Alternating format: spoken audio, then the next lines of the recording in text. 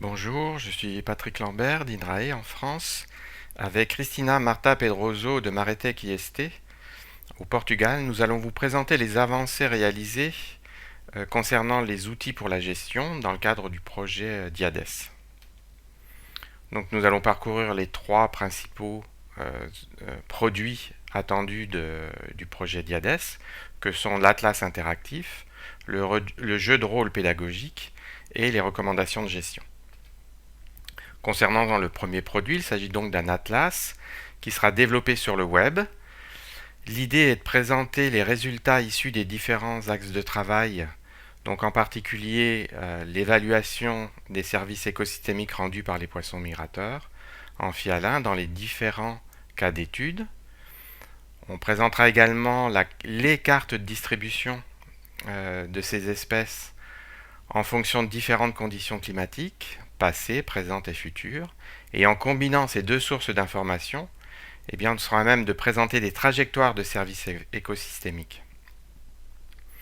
L'idée est de présenter ces résultats de manière attractive, interactive, de façon à ce que les utilisateurs finaux s'approprient ces informations.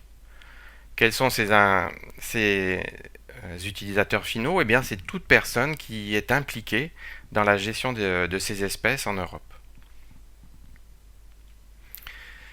Le travail a commencé effectivement début octobre avec le contrat signé avec la société Think Air qui va nous accompagner pour la conception de cet atlas. Depuis un mois, nous avons déjà eu 3 réunions pour avancer dans la conception de cet outil. La prochaine date importante est mars 2021 où une première version, un premier prototype sera mis à disposition des membres du projet. Et en 2021, décembre 2021, on disposera d'une version finale que l'on déploiera sur le web. Les premiers mois de 2022 seront consacrés à une réflexion sur la maintenance au-delà du projet. Et puis, lors du colloque de la conférence internationale de fin de projet à Bordeaux, en mars 2022, eh bien, nous présenterons cet outil à tous les participants. Actuellement, ce qui est en cours, auprès des différents partenaires du projet, nous leur avons demandé ce qu'ils imagineraient trouver dans l'Atlas. Et à partir, donc, on leur a demandé sous forme de 3 questions. Dans le même temps, on est en train de concevoir des premières maquettes, des premiers prototypes de l'interface. Donc vous avez sur cette diapositive un cas d'utilisation qui résume un peu comment on va utiliser cet atlas et puis un premier maquettage de ce que pourrait être cet atlas. Il s'agit bien sûr de documents de travail.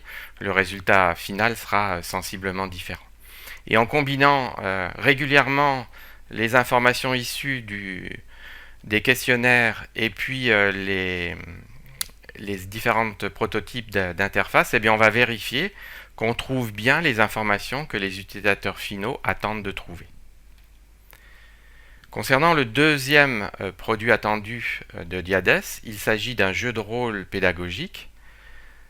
Donc ce jeu de rôle, dans sa phase de construction, va nous permettre d'échanger, de partager les connaissances entre les scientifiques et les porteurs d'enjeux sur une gestion des poissons migrateurs amphihalins qui intègre le temps long induit par le changement climatique, ainsi que des dimensions interrégionales liées aux interconnexions entre les populations. L'idée, une fois que le jeu sera construit, c'est de réaliser des sessions de jeu dans lesquelles des alternatives de gestion pourront être explorées, testées, voire discutées. Et ainsi, les informations, les points de vue seront synthétisés de manière à préparer les recommandations de gestion. Le travail n'a pas à proprement parler commencé sur cette tâche. Le travail commencera en mars 2021 et un moment clé sera l'organisation d'un séminaire dans lequel on réalisera la conception proprement dite du jeu. En juin 2021, on aura à notre disposition un prototype qui permettra de tester l'intérêt du jeu. L'idée est d'avoir en 2021 une version finale dans les 4 langues du projet et de manière à pouvoir, dans la foulée, organiser des sessions de jeu dans les 5 pays de Diades. En mars 2022, lors de la conférence internationale de fin de projet à Bordeaux, eh bien, chaque participant recevra ce jeu. Ça sera une manière de continuer la réflexion au-delà du projet Diades. Pour réaliser ce jeu, on aura l'aide d'une médiatrice scientifique qui sera recrutée à partir de mai 2021, de manière à aider et à améliorer au mieux le jeu. Lors de la réunion de lancement du projet Diades, nous avions collectivement identifié les différents acteurs qui intervenaient dans la gestion des poissons migrateurs. Vous les avez ici tous rassemblés. On les a organisés en fonction de différents rôles que ces porteurs d'enjeux peuvent avoir, ce qui finalement nous aidera à identifier les rôles que l'on veut donner dans le jeu. Les prochaines étapes, principalement durant le séminaire de conception, ce sont tout d'abord de définir précisément les objectifs que l'on assigne au jeu. Et puis l'étape suivante, c'est de définir l'environnement du jeu, c'est-à-dire le plateau de jeu, les cartes, éventuellement des artefacts. Bien définir les rôles qu'on veut faire jouer aux différents participants. Et puis parallèlement, on écrira les règles de façon à garantir un intérêt pour le jeu et également une mise en situation qui place les joueurs dans un contexte qui les amène finalement à réfléchir sur les alternatives de gestion.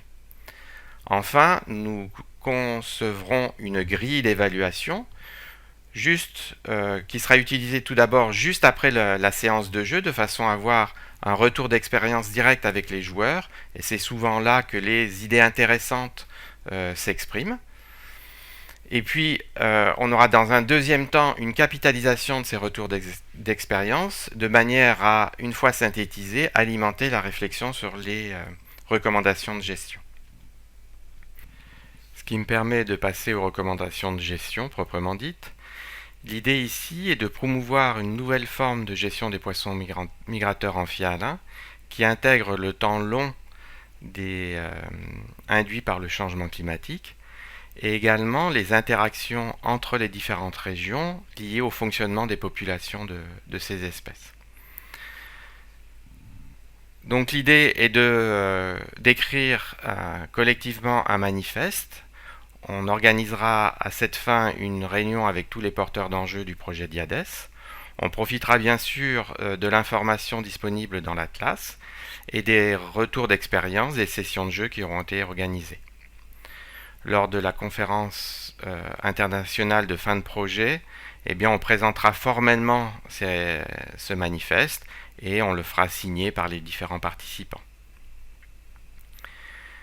Et on assurera dans la foulée une large dissémination de ce manifeste, en particulier auprès des acteurs politiques européens.